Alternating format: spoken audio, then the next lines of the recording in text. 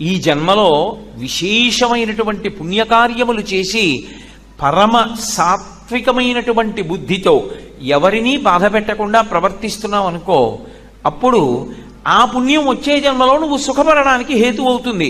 ఈ జన్మలో బలం ఉంది కదా అని అందరినీ బాధ పెడితే ఆ బాధ పెట్టినటువంటి పాపం వచ్చే జన్మలో దుఃఖంగా అనుభవించడానికి పనికొస్తుంది.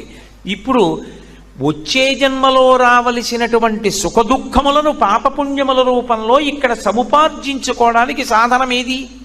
శరీరమే.